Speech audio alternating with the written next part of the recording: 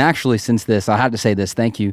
My wife and I recently redid our whole budget. Literally, for those of you who are listening, we did this talk. We had this 15 minutes afterward conversation, the aha moments, and I literally called my wife on the way home like, we are sitting down and going over the budget again. It's our life is different, or, hospital, all these things, and we redid it, and it's been so freeing, and we have like new goals and all these things. So welcome to Young and Adulting, a podcast of the Young Adults community at Christ Fellowship Church. Our hope is to create a safe place for authentic conversation around the ins and outs of life as we all try to navigate following Jesus in the world we live in today. Thanks for joining us and welcome to the conversation. What's up, friends on the podcast world? We're back with another episode of the Young and Adulting podcast with Pastor Brandon Cato. And my name's Tyler, if we haven't got to meet through this screen or however you're watching or listening. And I'm really excited about today's conversation because we are doing another talk off of a talk that we recently just did around finances and really how to stop stressing about money. Yeah. And this whole conversation comes from one of those times when you get done with a podcast and a set and you're talking about, the rest of your day or debriefing the conversation, and you have 10 to 15 minutes of like, oh my goodness, this is so good. Oh my goodness, I'm learning so much. So this whole talk we're about to have right now, Pastor Brandon, is stuff that you said to us right after we done filming part one. So if you haven't watched part one or listened to it, go back and check it out on YouTube, Spotify, wherever else you listen to podcasts. But how to stop stressing about money. This is take two, part two, whatever you want to call it, the offset, now onset kind of talk. So your aha moments, all the stuff that we missed that you're thinking about maybe while you're eating turkey. Yeah. You just had Thanksgiving. Or, end of the day debrief. But we're going to talk about how to stop stressing about money, part two, take two. Yeah. How are we feeling? What are we going to talk about?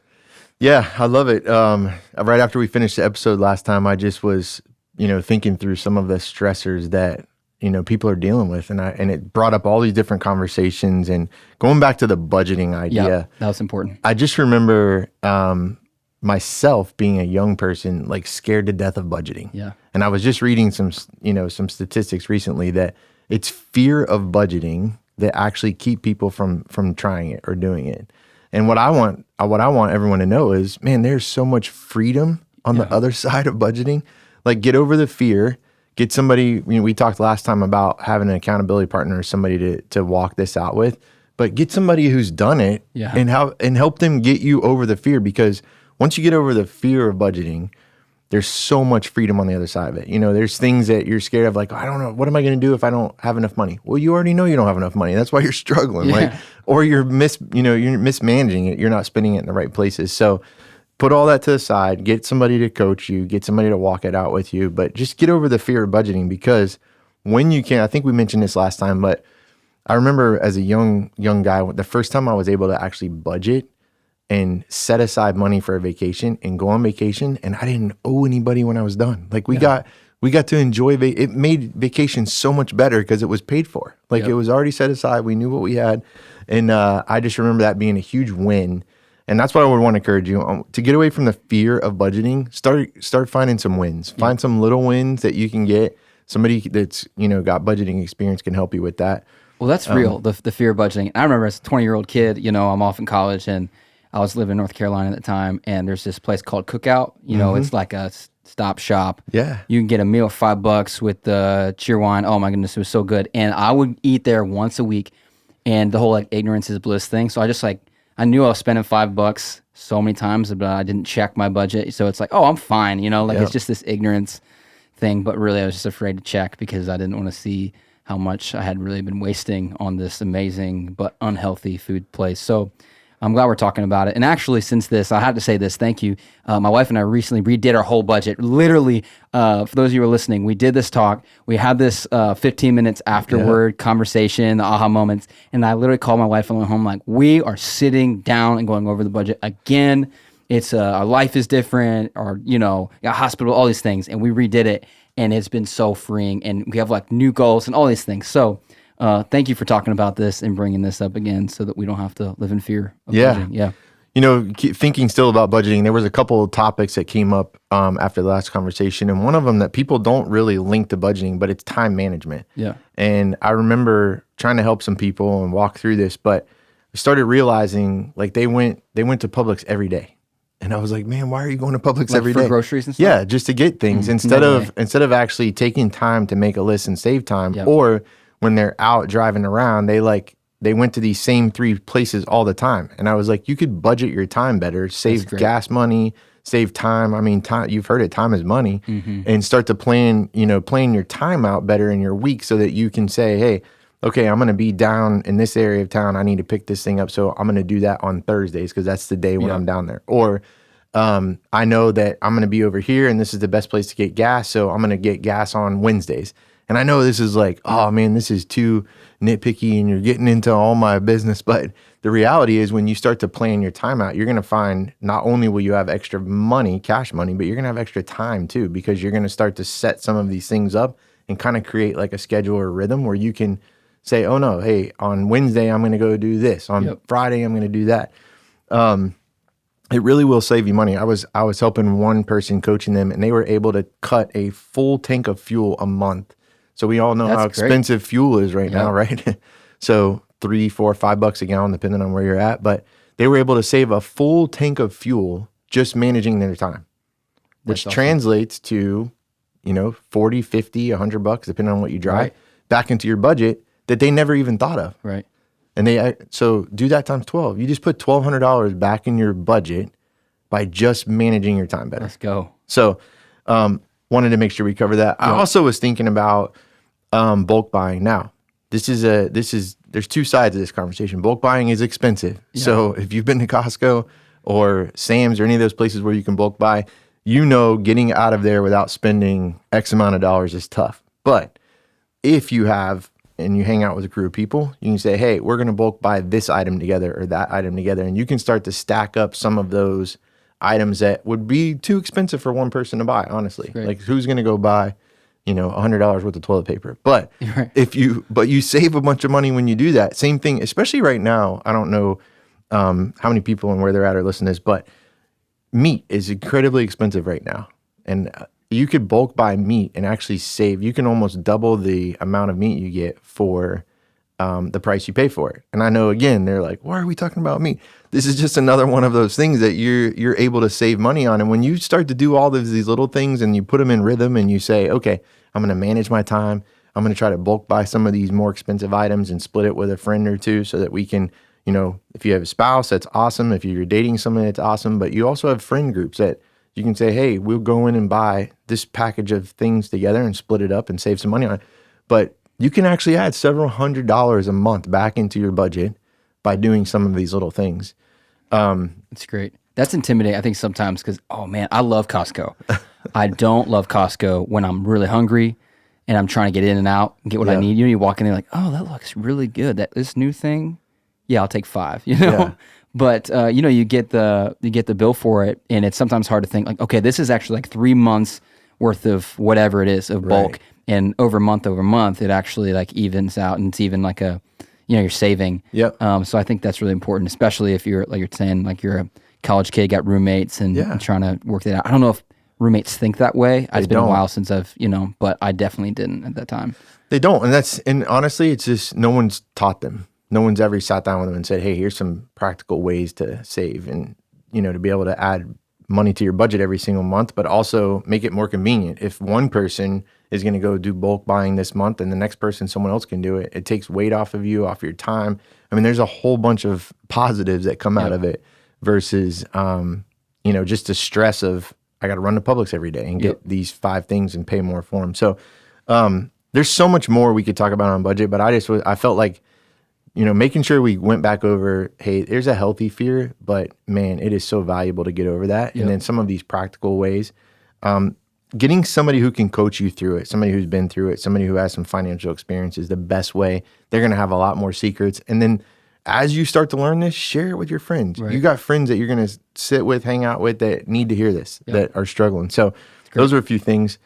We also, the conversation did take another turn and was really talking about debt. And I didn't think about this a lot before our last conversation, but post the conversation, I was thinking about how many people are dealing with debt and they haven't had anybody actually coach them on what to do with it. And some of the things I've learned over the years is there's actually negotiations available in all debt. Now, I want to be clear. You can't go to City Furniture today and buy $5,000 worth of furniture and think next week you're going to negotiate the debt. That's not going to work. Yeah. But there's long-term debt that you or people have had, and you can actually negotiate some of the things around that. Maybe even the dollar amount, maybe the penalties and fees that have stacked up on you. But if you get to a point where, let's say, you have something that's been outstanding for a while and you're ready to pay this debt off, you can actually call them and negotiate the payoff on the end. Say, hey, I'm ready to settle this account. We actually see this a lot in the health world, health bills that people get from their, what they had to run to the emergency room or whatever, and this bill comes as $2,000, and you can actually call and negotiate that down sometimes to 20% of the actual original dollar amount. I just got one. We just had a baby in hospital, so maybe we should. But you can. Yeah. And you can also use your health provider to help negotiate that. That's because great. There's things that are just incorrectly billed. And if nobody ever asks or nobody ever says, hey, is this accurate? Right. You could just end up paying it. And it happens all the time. People just pay because they trust that this is what I owe. This is the invoice. But there's also something that's available. It's bad debt write-off. So a lot of companies, credit cards, people that would have financed loans or things like that have an opportunity to write off bad debt. So how this works, if you had something outstanding, especially like right now in school loans, there's a lot of people that are doing this. Define bad debt. Define that. Yeah, so companies will set aside money to write off bad debt. Bad debt is money that they don't anticipate recouping. So it's money that they say, hey, this is never going to come in. So they budget for bad debt. So the companies in the corporate world, we did this. We had actual money set aside that was budgeted in our annual budget that was going to cover bad debt, meaning people were going to have us do service and then not pay their bill. So we budgeted for that. There's also credit card, banks, furniture places, school loans. They all have bad debt write-off.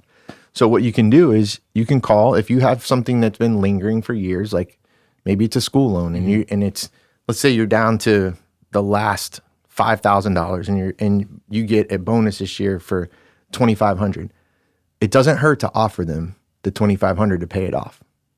You will be surprised how many times they say yes because they have bad debt ready to write off and they want to clear it out. They don't want to manage it anymore. They don't want to track it. They don't want to send you another letter. They don't want to do that. So I've seen this happen on deals as high as $400,000 or $500,000 where people have had bad business debt, and maybe it wasn't their fault, maybe it was their fault, but regardless, a couple years in it, trying to make payments, trying to make good on it, you can go back to them and say, hey, we've had a really good year. We would love to pay off this debt that's outstanding and negotiate. First off, you can always negotiate off penalties and all of that. Those stack up. It's a scare tactic. Yes, they're there. Yes, they will get paid if somebody doesn't ask, but you can always negotiate those off and say, so interesting. Hey, you put the bill might be $5,000. You have another $5,000 in penalties or late fines and all this stuff. You can go back and say, hey, I have the $5,000. Would you take the debt of $5,000 and waive the other? And oftentimes, probably in the 70-80%, they'll say yes. So interesting. They'll take it because they want the good money. They don't ever want to turn down good money for more debt or penalties that chances are they're not going to recoup. So hopefully that's helpful when you start thinking about that. What kind of questions do you have on that? Yeah, well, no, I'm just thinking like for those of you who are listening, we had the same conversation like 3 feet from this table, like right there. Yeah. And I was like, wait, for real? And a few of us in this, you were like, wait, is that true? Man, we need to start. So this is really helpful. And no, I think this is, you always think that, big corporations and these institutions are so fixed and really unmovable, unpersuadable. To be honest with you, some of these things never even crossed my mind. Yeah. And I think that's when you said it, we were dumbfounded over here. Just because it never occurred to us that these things could be negotiated or that there's any room to move in the first place. So I'm just glad you're saying it. Yeah, there's an opportunity on anything that's stacked up over time where, life circumstances happen, you change jobs, you do this, you do that, you have children, life happens. And you get stuck with this debt that you just don't seem to be mounting any, you don't make any moves on it. It's just continuing to pile up because of penalties, interest, and all these fines, and they just keep getting bigger and bigger. But let's say you get this blessing, a great job or a great bonus or something comes along, and you can go back and offer them the original dollar amount or even less than. Hey, why? What does it hurt? I mean, the worst case scenario, they say no. Right. And then you still owe the debt. It doesn't, but it never hurts to ask. And I would say the percentage is somewhere in the 80 or 90% range. They're going to work with you. If they know you have an opportunity to settle a debt, they're going to work with you. They may waive all the penalties and fees. They may take a percentage off of the note beyond that. I've seen some go as low as 50%. So 50 cents on the dollar, waive all the fees, waive all the penalties, and then take half of what the original debt was because they just want it off their books. They want it gone. So Crazy. So that was one thing we talked about. Yep. The other thing I felt like was a huge opportunity for people here too was just the opportunity to negotiate on the purchase side. So you have the debt side, things that have happened, but also as you're buying things, you can also negotiate on the buy. So you can negotiate not just the price of the car or the item or the couch or whatever, but if you're going to finance something, there's also opportunity to negotiate the rate. There's sometimes they have a buy down program where you can put a little extra money down, which will give you a better rate. So thinking specifically on a car, you're going to go buy a car. The first rate that they present you is usually not the rate that they're expecting to get. Now, some people don't know. They sign the paperwork, right. They walk out of there, and they could have got a point or two off of their percentage rate. We just did this to help our daughter and just ask the question, hey, if I put another $1,000 down, does that change the rate? Well, sure. What if I put $2,000 down? Does that change the rate? Sure. So you can ask them, can we adjust the rate? I just helped someone negotiate a mortgage, and right now the interest rates are high. If you've seen that, inflation is up, interest rates just got raised again. The average initial rate is like 7.17 right now. We were able to negotiate it down to 5.7 on a current right now. Their initial offer was 7.17, yep. And we were able to negotiate it down to 5.75. Just asking, hey, what other programs are there? Hey, what other options are there? Is there another place we can go? Sometimes they'll offer to buy down the rate. I try not to do that because you're just spending money right. up front to buy something down that it's basically going to wash out dollar for dollar. But there's room to negotiate. I think I said last time, everything's negotiable. So there's really nothing that you can't ask. I read this book called Never Split the Difference, and it was all about. First I will say it's a secular book, so there's bad language in there, and the guy uses some stories that I think his last name is Voss, but he was an FBI CIA negotiator, and he was negotiating life situations. People's lives were in negotiation. Well, as he retired, he took that to the business world and started saying, hey, never split the difference. If that's their first offer, hey, I'll split it with you. Well, then there's probably more room to negotiate down. Mm-hmm. So he uses a car purchase as an example, as one of the stories, and shares how he was able to get his rate down, the purchase price down, and actually got all of these free things thrown in. And the first offer was a no. And I think it maybe even second and third offer was no, but he just kept going back and going back and going back. It's an interesting book. There is language in there, so I apologize for that. But just reading it and listening to the principles that he uses from life situations to life situations. It's not death on the line, but it is life negotiations that we are dealing with day in and day out. And it's pretty cool just to see how they translate so well from his time in the CIA. But so those are a few things that I was thinking of after the last conversation we had. Yep. And going back to the last conversation, I can't stress enough that you're not alone in this, man. Everything that we're talking about, people that are dealing with debt, people that are negotiating, people that are trying to figure out a budget, people that are, trying to step into a new chapter in their life, whatever that might be, someone else has done it. Someone else has been there. Someone else has already walked that. Find someone that's a little bit ahead of you and help them, ask them to help you walk that same thing. That's great. Well, while we're on the subject, we're in the holidays, right? Thanksgiving just happened and Christmas is upon us. And so, how important is it when you talk about budget to budget for holidays, for gift giving, for Christmas? I can't remember the exact statistic, that we shared about this time last year on a Thursday night message, but I think it was something around like the average American spends like $1,000 per Christmas, you know, on gifts, and it might be higher. But I remember just thinking like, man, that's a lot. And a lot of times it's like it's unbudgeted. It's just like, oh, we'll just pull from here. Yep. What would you say to the person who's stressed out about Christmas?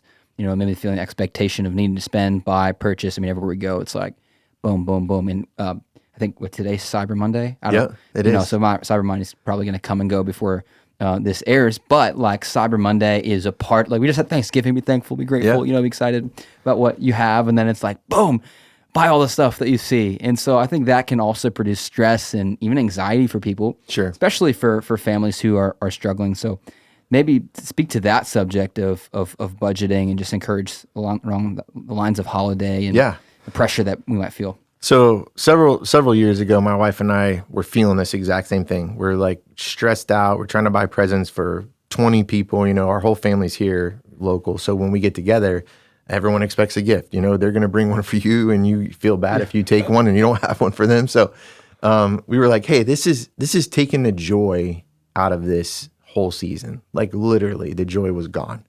And we had 2 little kids at the time, and we're like, man, we want to make sure that they have the best Christmas. I don't want to feel stressed that if somebody bought me $100 gift, I've got to buy them a $100 gift. But that's the reality. That's what we were feeling. And so we went to both families, my side and her side, and we said, hey, what if we did something different? And we drew names. So that way we're buying, it's very intentional. Right. Everybody gets a gift. We put a limit on it, whatever that dollar amount. I remember one year was $50. Everybody's gift with the limit was 50. Sometimes people break it, and then that's okay. It becomes kind of a fun and joke. It's not that was their choice. Right. But you do this gift exchange, and it puts all the joy back in it. Now, the holidays are on us right here, so you may not be able to pull that off in the next 25 days, but you could do that for next year. You could start to have the conversations, and we ended up turning one of them into really like a Christmas tradition on Christmas Eve. The family gets together, everybody exchanges a gift. We pull the names out of the hat earlier in the year at one of the family gatherings, and then it's kind of like Secret Santa, and you get them a gift, and it's just a lot of fun. It puts a joy back into it, and it let us focus on the kids and be able to give the kids a Christmas without having to pull from them to be able to give all these gifts out. The other thing we did, which again, it's kind of late in this year, but we started budgeting in September for Christmas. So in September, we would buy a gift, usually a week or pay period, whatever cycle we were in, and we would make a list. And this goes back to the first thing I was talking about, which is time management, scheduling, and all that. We would actually set aside time to talk about, okay, we're going to buy these 5 people gifts or these 6 people gifts, and we would set a dollar amount aside, and then we would, that first, pay period in September, we would go buy one of the gifts. And it wasn't stressful because we had already planned on it. $50 a piece or whatever, $7,500 a piece. And then the next pay period would come. It wasn't stressful. We had a couple weeks to think about it. What are we going to get this person? It became fun. And so we would start in September, and we did that every year, probably for 12 or 15 years. Michelle and I did that. And when it got to the time, and all along we're thinking about the kids and what we want to do for the kids. And while we're out, we would make it a coffee date. We go out and have a coffee date and go buy a gift and go shopping and try to pick something up for one of the kids. But doing in small increments over September, October, by the time December gets here, you are stress-free. Great. You're not even thinking about it. It's done. Yeah, you're not shopping on December 24th. No, you're not shopping on December 24th. It's done. It's out of the way. You've already budgeted for it. And the stress is gone, and the joy fills the whole season because now you don't have to worry about it. Yep. And you see someone, you're like, oh, I got them. I already got them. Yeah. They're done. So those are things, I would say in this season now, if you're in a situation, you're going to hear this just a few weeks before Christmas, man, just tell the family where you're at. Nobody ever wants somebody to feel bad or in a spot if they're struggling right now or, hey, finances are tight. Tell them. Yep. We did that when 20 years ago when we were in a situation and everybody got gifts and we went to them, we said, hey, finances are tight. Gifts are going to look a little bit different this year. You know what? A lot of those gifts, we handmade some stuff. We did some photos and did some different things that gave them memories instead of money. And some of those gifts people still talk about 20 years later. Don't be embarrassed by that. That's great. Use it, embrace it, and make it a moment, make it a memory. Those are things I would say to do right now. And I will tell you, as a dad who's, I've got my son's 24, my daughter's 22, a personal handwritten note, gift, picture, anything in that world means 10 times more to me. Great. I have to remember that that's the same thing for my parents. That's the same thing for my aunts, cousins, all those people. They get something personal like that. You couldn't put a price tag on that. They're going to forget the pair of shoes. They're going to forget the pair of boots, whatever it is. They're going to hold on. That will be treasured. That will be saved, and it won't ever go away. That'll be something they cherish more. So I think we devalue that because we didn't put actual dollars all the time into it. But the truth is, those are the most valuable. Yeah, that's a great tip. I was just thinking about, focus on making memories rather than spending money. I think that's a great way to stop stressing about money. It's like, let's go do something, make something, be a part of something that doesn't require money, and it's a memory maker. It'll stick with you forever.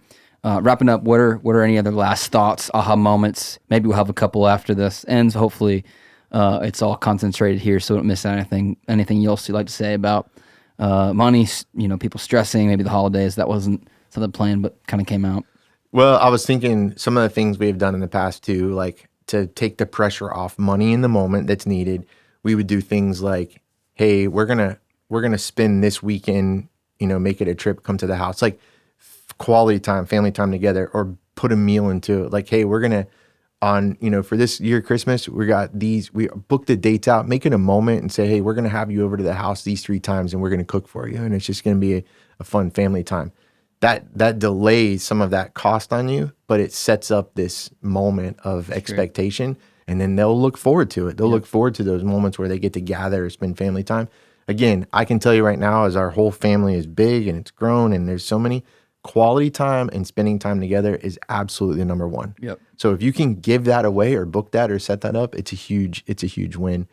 Aha moments, I think just leaving that last conversation, I want people to know that you're not alone. That I know I've said that several times, but the more I read and the more I'm listening to where people are at right now, money is the number one stressor. It's creating so much stress, not just in single, married couples, people that are planning to get married, everything, every area of life. People are just stressing right now so much over money, and especially in the holiday season. I just want them to know that, I want you to know, man, you're not alone. It's okay. You're going to get through it. I can remember when we were in it and we made it through it, and now we're getting to coach people and walk with them and see them find wins. And for me, if you're sitting there thinking right now, oh man, I'm scared to ask somebody, man, it's a win for them. Like if somebody's been through this journey and they can actually invest in you and your story and your journey and help you find a win, priceless. Yep. That makes me so happy. Like when I see people winning in this area, and this doesn't become something that pulls them away from family or God or any of the things that are most important to us, it's a huge win. So, hey, I know we've talked a lot about it, but here at Christ Fellowship, we have resources and team available, and I know we've got staff that help with this. We've got resources in Financial Peace University that we can help out. We just added that as a benevolence option for people to help them and that find themselves in situation. And I know planning early in 23, we're already planning a financial money matters class where we help people walk through some of this stuff. So I would say reach out, ask. Love it. Awesome. Thanks so much, Pastor Brandon, for following up, having this conversation. It's an important conversation. So I'm excited to listen back and have some takeaways. As we step into the holiday season, it's crazy to think that 2023 is upon us. And so it's going to be a good time. All you guys tuning in, watching, listening, wherever or however. I hope this was helpful. If you have any questions, shoot us little comment, I guess, on YouTube or email us or DM us on Instagram or all the other ways. But we love you. Until next time, we'll see you. Thanks for joining us for this episode of Young and Adulting. Follow us on Instagram at cf.youngadults. And if there's a topic you'd like to talk about, we want to hear about it. Send us an email or leave a comment with your thoughts. We'll see you next time.